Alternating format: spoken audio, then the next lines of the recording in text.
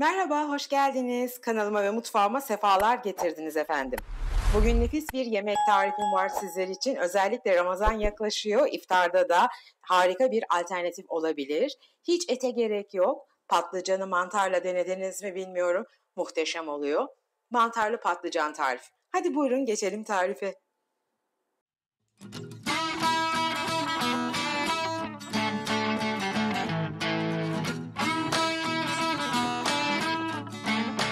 Şimdi mantarlarımızı önce jülyen olarak doğruyoruz. Arzu edenler daha ufak doğrayabilirler ama ben iri doğramayı seviyorum bu yemekte. Zaten piştikten sonra çünkü mantarlar ufalıyor.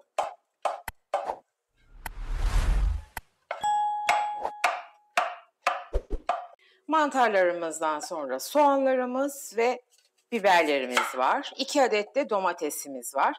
Soğanları da jülyen doğruyorum. Dediğim gibi arzu edenler daha ufaltabilirler. Ama ben iri iri çok seviyorum. Pişince zaten ufalıyor ve küçülüyorlar ama bu şekilde daha görünüp dişe geliyor. Daha leziz oluyor.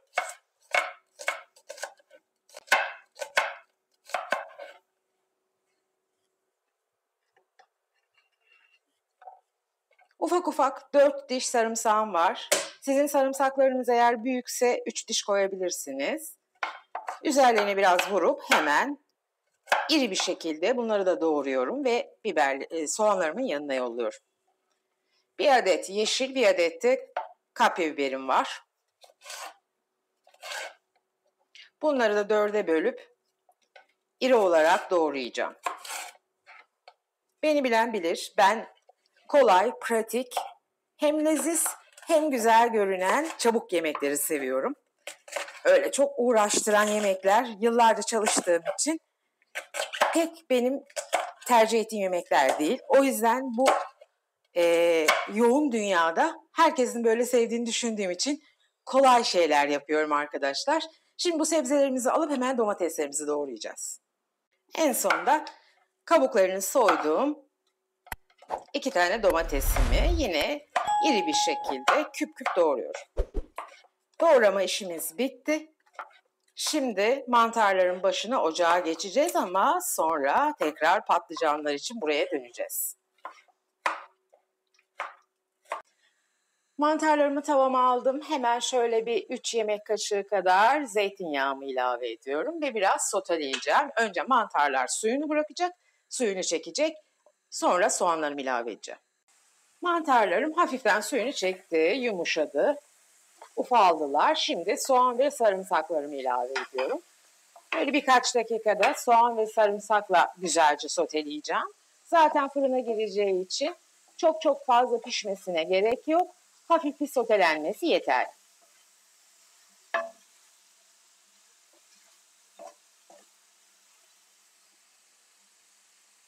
Soğanlarım da gayet güzel yumuşadılar. Hacim kaybettiler. Hemen biberlerimi ilave ediyorum. Yine birkaç dakika biberlerimi de hep beraber soteliyorum.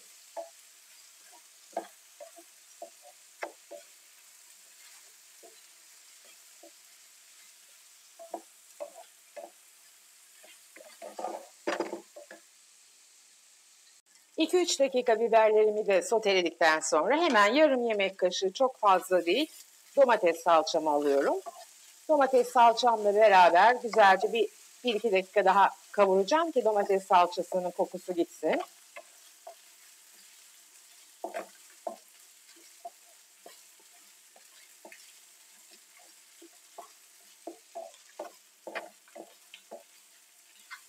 Evet, şimdi sıra geldi domateslerimize. Doğradığımız domateslerimizi ilave ediyoruz. 1 çay kaşığı kadar tuz koyuyorum ben. Arzu edenler zevkine göre koyabilir çünkü tuz çok spesifiktir.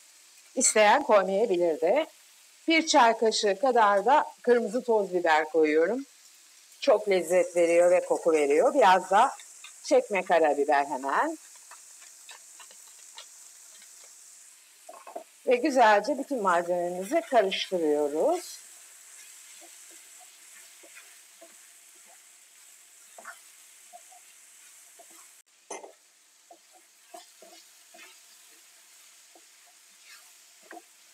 Şimdi yarım su bardağı kadar su ilavesi yapacağım. Soğuk su koyuyorum oda sıcaklığında. Fokur fokur kaynadıktan sonra altını kısacağım. Bir 3-5 dakika daha kısık ateşte güzelce lezzetlensin. Hepsi birbirine tadını bulaştırsın ve sonra kapatacağım.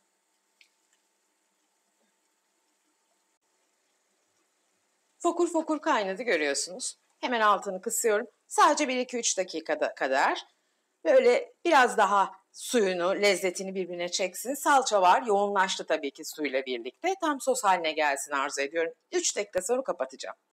Sosum kaynarken ben hemen şöyle birkaç damla zeytinyağı damlattığım borcamımı fırçayla güzelce yağlıyorum. Genelde borcamlar biraz yapışma yapıyor arkadaşlar. O yüzden ben ne kadar sulu sos koyacak olsam da mutlaka bir yağlıyorum önden. Şimdi yağlayıp kenara alıyorum. 2 patlıcanım var. İnce, çok kalın değil. Hemen 3'e bölüyorum patlıcanlarımı. Sonra onları da enlemesine olarak tekrar 3'e bölüyorum. Bu kadar kolay. Patlıcanlarımı yalnız ben önden pijamalı olarak soydum ve suda beklettim. Kara suyunu çıkarttım. O yüzden şimdi suda bekleme işlemi yapmayacağız. Hemen bu borcamıma patlıcanlarımı güzelce diziyorum.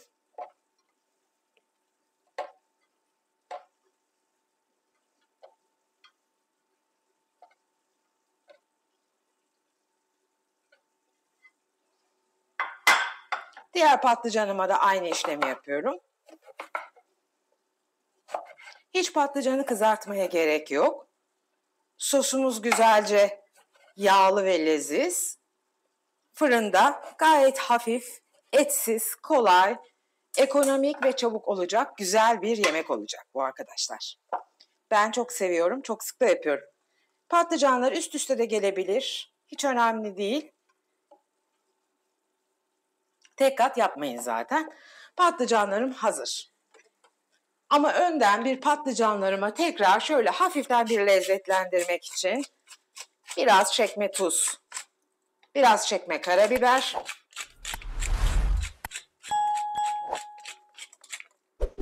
çok azıcık da hemen bir yemek kaşığı kadar zeytinyağı ilavesi yapıyorum. Üzerine de bu hazırlamış olduğum nefis sosu döküyorum. Tabii döktüğüm sosu da şöyle eşit bir şekilde üzerlerine yayıyorum. Mis gibi koktu arkadaşlar burası. Hemen deneyin, bu kokuyu mutlaka duyun. Ramazan'da geliyor. Ramazana da iftara harikulade lezzetli kolay bir yemek oluyor. Şimdi yemeğim hazır. Bu kadar basit. Fırınımı 180 dereceye önden ısıttım. Şimdi fırınıma veriyorum. Bir 15-20 dakika kontrollü pişireceğim. Sonra çıkaracağım. Üzerine peynirler falan koyacağız. İşlemimiz var. Devam edeceğiz. Evet, yemeğimiz 180 derece önceden ısıttığımız fırında tam 20 dakika çok güzel alt üst pişti. Şimdi ben birazcık böyle rendelediğim peyniri ilave ediyorum üzerlerine. Bu elzem değil, arzu edenler hiç bunu koymayabilir. Normal sulu yemek gibi yiyebilirler. Şart değil ama peynirli çok daha leziz oluyor arkadaşlar. Öneririm. Bütün peynirleri üzerine boşaltıp fırınımı kapattım.